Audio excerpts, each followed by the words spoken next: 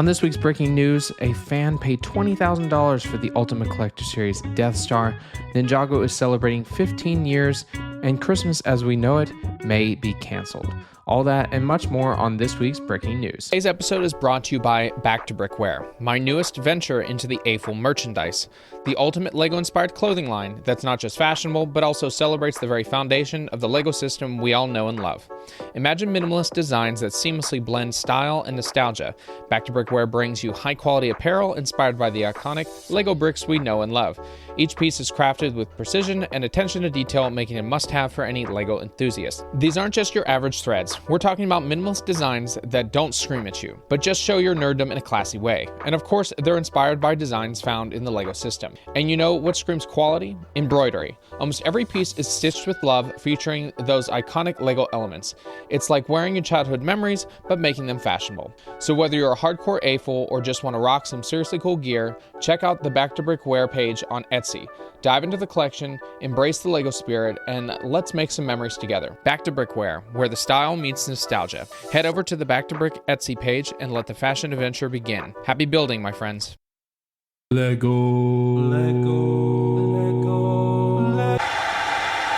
Breaking news. Hey everybody, welcome back to Brick. I'm your host Garrett, and this is the podcast where we talk with fellow AFLs about their LEGO designs, and we get down to the breaking news every week to talk about all the things LEGO's been up to and the LEGO community has been up to for the past week. Thank you for tuning in to this week's podcast, and if you're a first-time listener, welcome, and if you're a long-time listener, welcome back. Make sure to subscribe and follow my other socials and all that, and big shout out to my patrons who have been such great supporters. They get the podcast early without ads, and highly recommend you go check that out. Link in the description. But we'll just get into a little bit of the admin side. I've been busy at work and getting a lot of the parts finally for some of those mocks that I'll be building and putting in my office.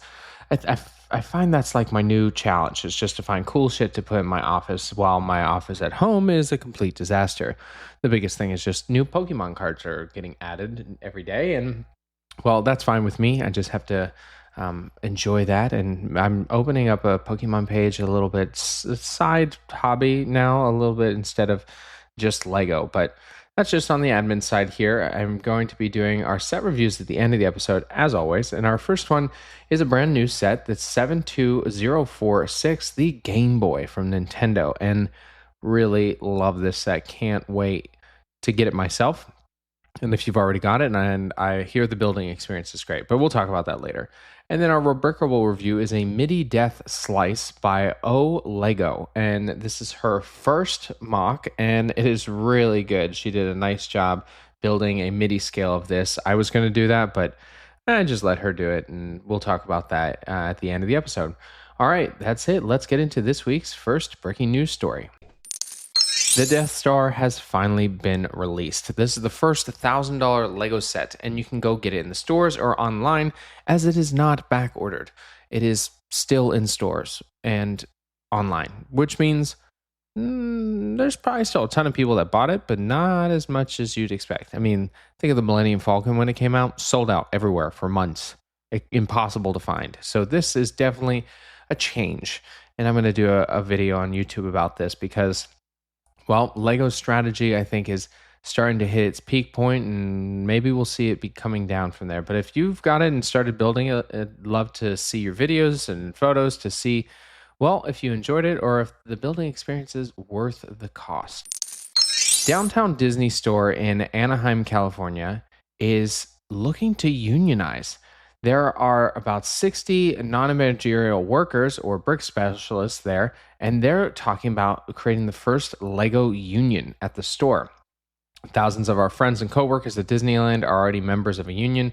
We just want the same rights they enjoy, said Hunter Galino, a LEGO store brick expert, in the union statement. To us, having a union is about being treated fairly. Which, to be honest, is kind of crazy because LEGO does take care of their employees pretty well.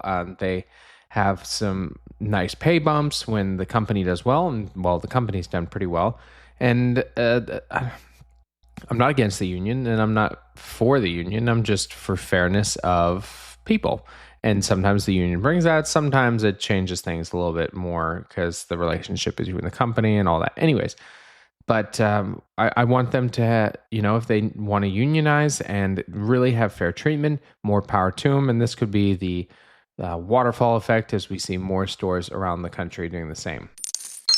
There are some people out there that have paid for the Death Star slice without any money. They've used points. They've used their insiders points. And some guy had 152,105 insiders points, which is valued at $1,170 in points. Now you may say, wow, that's pretty cool. I mean, it's great that he could pay for it all in points. Here's the thing. He had to spend about $20,000 to $30,000 just to get those points. So he's already spent quite a bit of money. And that just means that those points are going towards another big purchase instead of spending another $1,000 to add on to the $20,000. Because what's the difference? $1,000 compared to $20,000. But hey, you spend your points the way you want to spend them. And they wanted to spend it on the Death Star. I mean, if I had that kind of points, I wouldn't even blink an eye to buy a $1,000 set, but also it'd be nice to just pay in points. So for the Masterpiece Gallery, the designers go and they put these fantastical builds and show them off to the public for, I think, a year or over a year. And there's a woman that decided to make a beautiful wedding dress and tiara out of Lego. Satu Altamet is from Finland. Has used plastic toy bricks to artfully fashion a wearable dress featuring a blue and white color palette, sleeves, and a small train, along with an omate headpiece and veil to match. And it looks like fabric until you start walking up to it. The lace style of it and the intricacy and the details and designs, and just so cool, using a lot of the leaf structures to create the twisting and turning. It's in white and the blue, so adding these different details to it is just so impactful to like having different designs that you can use. Over 1,200 white leaf pieces were used to form the crystalline structure, frozen flowers, and translucent train that shimmers. Beautiful design. If you're at Legoland the Lego House in Billund, you can go check this out in the Masterpiece Gallery. Lego's revealed its fourth gift with purchase for the wonders of the natural world, and this one is the Northern Lights diorama, and it has more of a wintry scene and some pine trees on mountaintop sections and a little waterway at the bottom, but in the sky is, of course, the Northern Lights. We've got the light green, a transparent purple, or I guess it's dark pink. And it is a gift with purchase if you spend $150 or more. So this is the fourth one. There's the tropical rainforest, the coral reef, and then the African savanna. And I think this will round out the completion of those. If you have collected them all, it's a good thing to add to the list. But for me, it is really cool, but nothing that I need to go run out and buy something to get this. I'm usually there for the double VIP points plus gift with purchase, or something that really calls out to me to get. A writer at Polygon decided to play Lego Party, and they wrote an incredible review talking about how this was completely different than they thought. They were walking into it thinking it was going to be like Mario Party, but they said it was far crazier than that, with the different aspects of the builds and the different characters. And it went, as they said, way harder than they expected. The playability in the game section really impacted how the game has been modified and enjoyed by so many people. So it's just, I'm excited for people to play this game more. I know that a lot of people think it's just a copy off of Mario, but hey, you copy what's good, and it's the best form of flattery, they say. But I'm definitely gonna need to play it.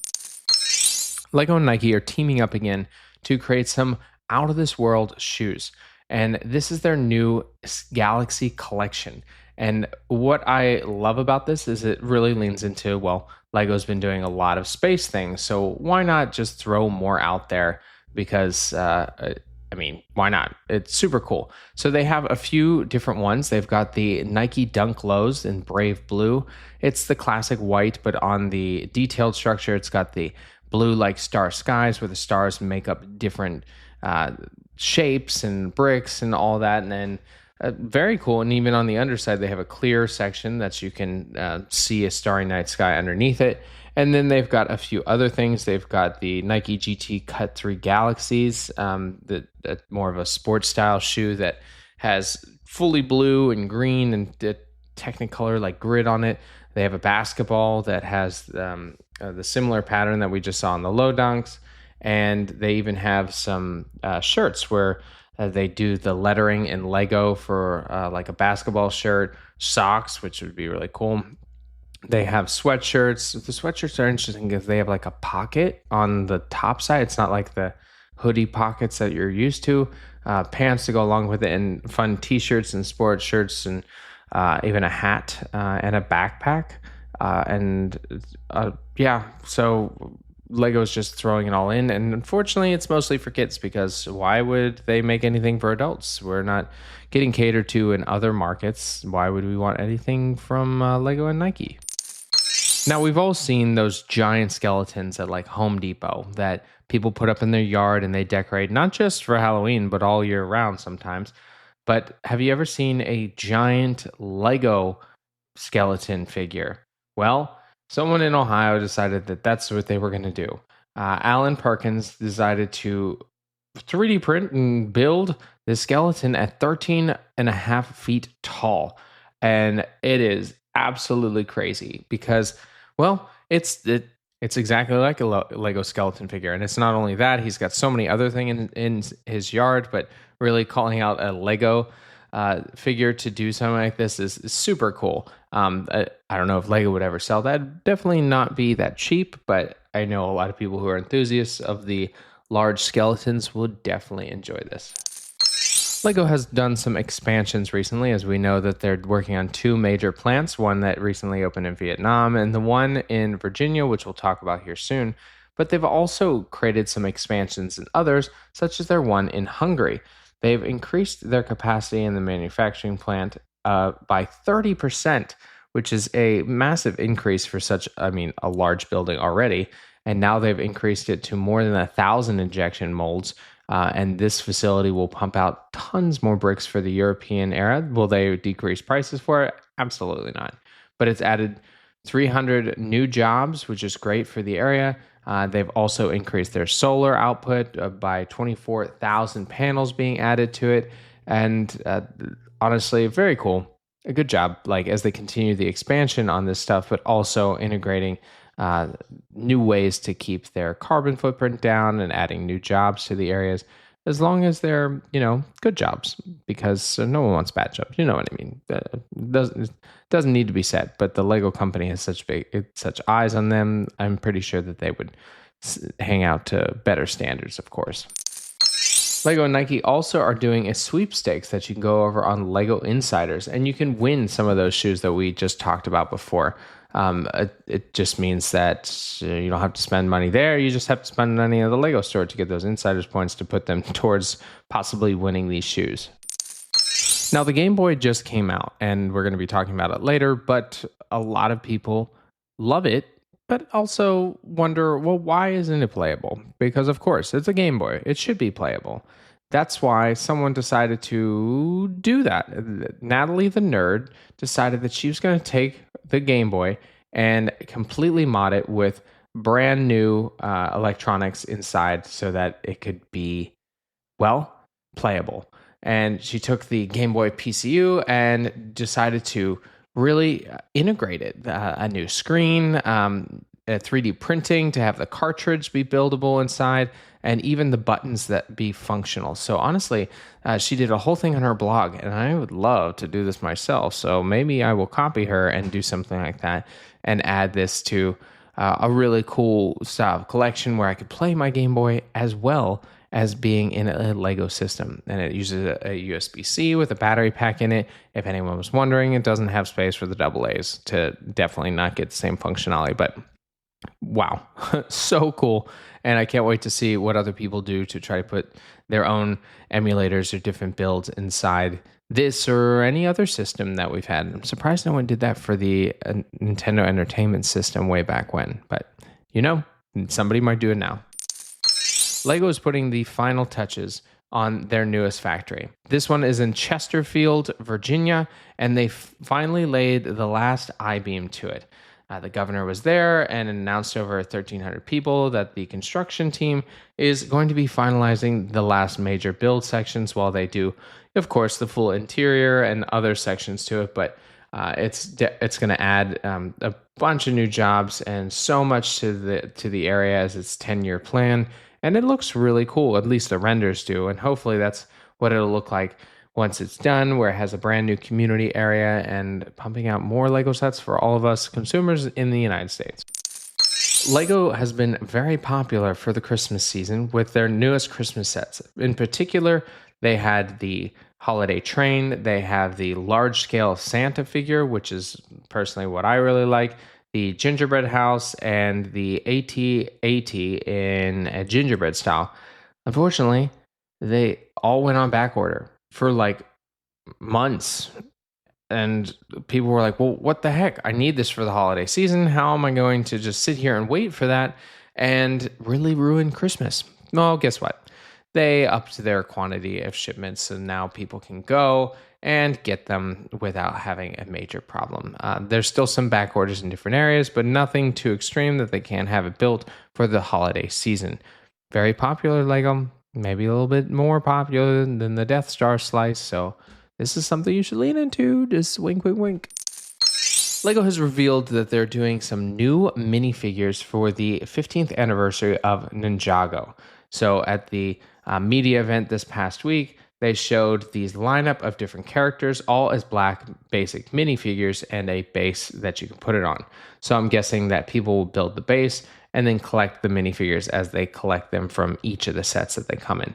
They said, what could it be? Asked Ninjago marketing manager Brandon with a smile during the fan media presentation. We're leaving it up to you guys to figure out who these characters are, and it'll be fun. And sure, it will be fun. I was a little confused, honestly. I thought they were just the black minifigures that they were going to have. And I'm like, well, that's really boring. That doesn't make any sense at all. But it makes more sense now. I just wasn't really thinking about it. So this will be cool for all Ninjago fans and for all those that are not. And just like collecting minifigures, this could be cool too.